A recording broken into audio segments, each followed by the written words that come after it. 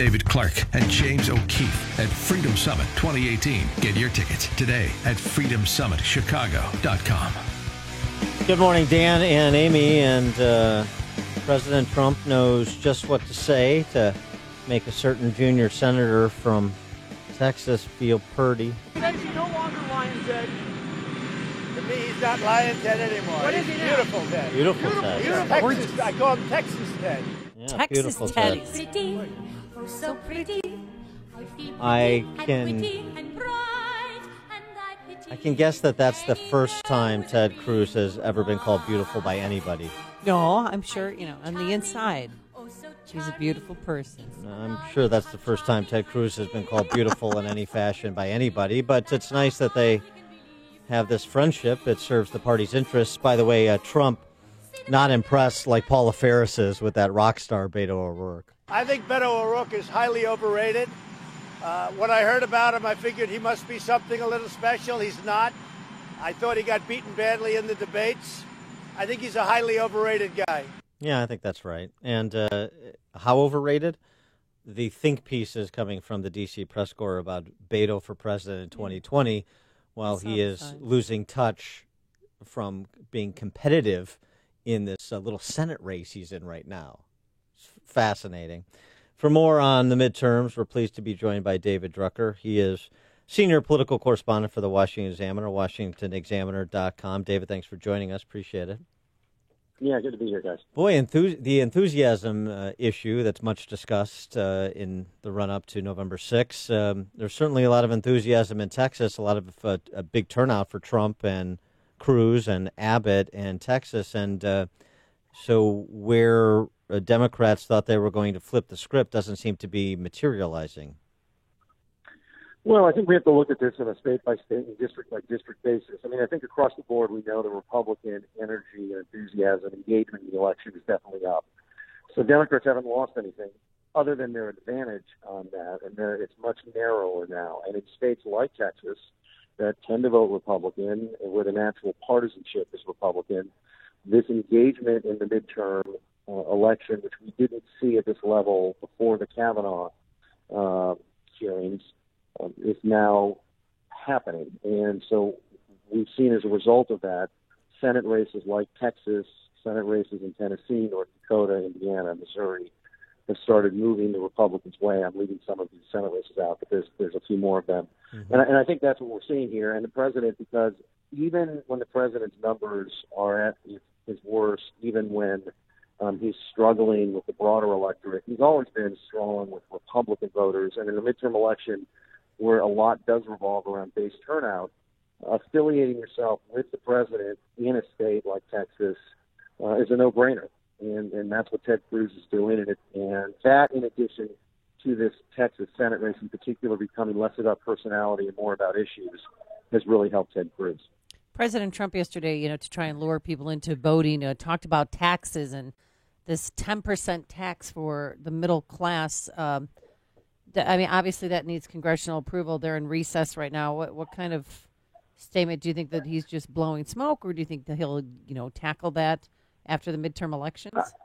I think it's just Trump talking. The Republicans in Congress haven't discussed further tax cuts. I mean, in theory, if you look at the $1.3 trillion tax overhaul that they approved last December, it had a pretty hefty middle-class tax cut, actually. And I don't know if there's any more cuts there beyond just reducing the marginal rates yet again, which I'm not arguing with. I'm not saying it's a bad idea. I'm just saying I don't think there's much of an appetite for that in Congress. And I think, honestly, we have to see how the midterm elections go, because a tax bill of any sort would be a really heavy lift in a lame duck session. Even if Republicans remain in control, they're going to have, heading into January, a much smaller majority in the House, much smaller. They'll gain a couple of Senate seats, it looks like, but all of these tax bills originate and have to get through the House. A couple of interesting pieces. David Galertner in the Wall Street Journal, Yale computer science professor, Suzanne Vanker in your publication, the Washington Examiner, both sort of making the same argument that people are can separate Trump the personality from Trump the policymaker, and Suzanne Banker specifically making the case that suburban women like herself can do that. Do you think that's wishful thinking, or do you think that's actually happening on the ground in these swing districts?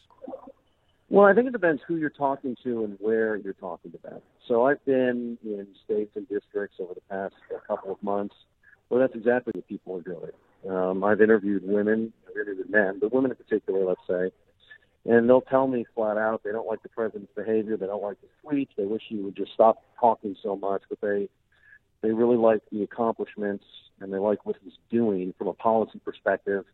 And, at the very least, given their choices, and in some cases not given their choices, just because they really, like his agenda, they're going to put up with it, even though it's a little bit discomforting now and then. But there are other women, and we've seen this in the data, and I've talked to women who told me, look, I voted Republican my entire life in every election until Trump. I'm still a registered Republican. I still consider myself a national security hawk, a fiscal conservative, socially libertarian, but definitely not, a pro-choice activist, let's say. And they can't stomach Republicans right now because of Trump. So we have to see, obviously, how the elections turn out. But I think, there are both kinds of voters, and it just sort of depends on where you are. Where I'm in the redder areas, when I was in the Indianapolis suburbs, this is less of an issue for Republicans. And I think it's mostly, we wish he'd stop tweeting, but we're okay with him. When I get into some of these other suburbs where we're seeing more of a drift from the Republicans, then it's more of an issue. Now, one thing that's facing President Trump right now is what to do about the caravan or so-called illegals that are coming, trying to get into this country, 7,500 strong right now, could grow up to 10,000. President Trump said he's going to bring active military members down to the border, but doesn't that need congressional approval? Nope. Does not. The president controls the U.S. military. The president controls the Border Patrol. The president has a broad purview over national security matters.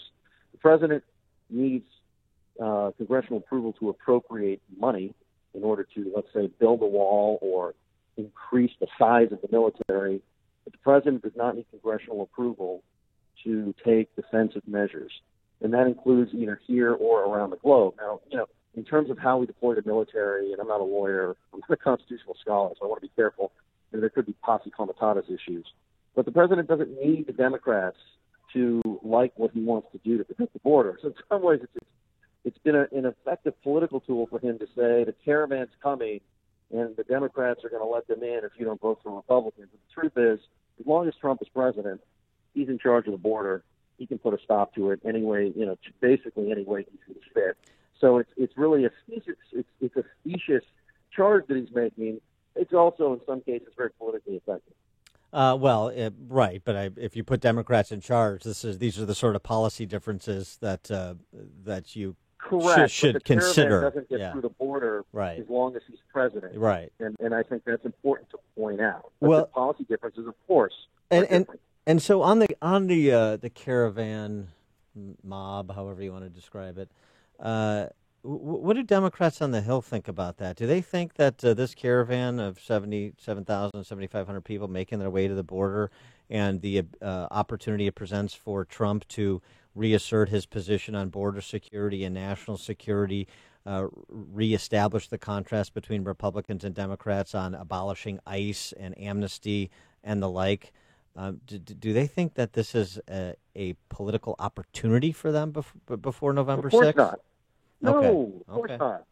They want to talk about health care. They want to talk about their ideas for tax reform versus the Republican tax bill. They want the undercurrent to be about Trump and his, oftentimes provocative behavior and rhetoric. They want it to be about the trade dispute with China. I mean, anything and everything but these things. So right. The Democrats don't see this as an opportunity. They see this as a pain in their rear end. They see it as something that they clearly don't want to discuss.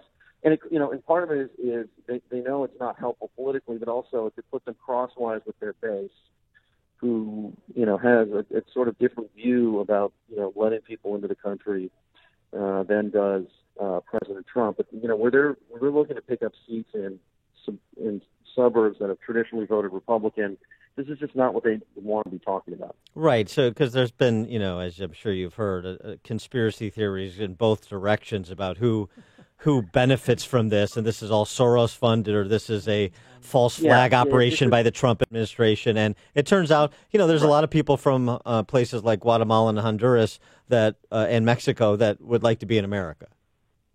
Look, I think we can make a case that a lot of those people just legitimately would rather live and work in America because it's a better place to be. Yeah. You're safer, you have more opportunity, you have a better education for your children, and I think that's been true going back 100 years when it comes to immigrants trying to come here one way or the other. The idea that Democrats are engineering this for gain just doesn't make any sense because there is no political gain to be had. Well, what about President Trump thinking that Middle Easterners have somehow snuck into this caravan or this group? Yeah, I mean, look, it's another piece of information that we don't have any evidence for, but I'm not saying that to disprove it. I'm saying we just don't know. But, these are the sorts of things, these are the sorts of reasons why you want good border security, to make sure, different people that might want to do us harm would try and use people that want to come here for legitimate reasons, to use them to get in here to do bad things. So, the president brings this up because he wants this election to be about Republican policies on safety and security versus some of the more liberal elements of the Democratic Party who have talked about abolishing ICE and are uncomfortable with the idea that, immigrating to the U.S. should be highly regulated. And that's where he wants the messaging to be. It's smart political messaging from the president. It doesn't mean that everything makes sense, but you know what? When Democrats accused Paul Ryan of throwing Granny off a cliff because he wanted to reform Medicare, that didn't, wasn't factual either. So, both parties do this, and sometimes both parties succeed in doing this. Or as we played earlier, Joaquin Castro accusing Trump and Jared Kushner of ordering the hit on Khashoggi. I mean, it's pretty remarkable stuff out there. He is David Drucker, senior political correspondent for the Washington Examiner, WashingtonExaminer.com. David, thanks for joining us. Appreciate it. Thanks a lot. And he joined us on our turnkey.pro answer line.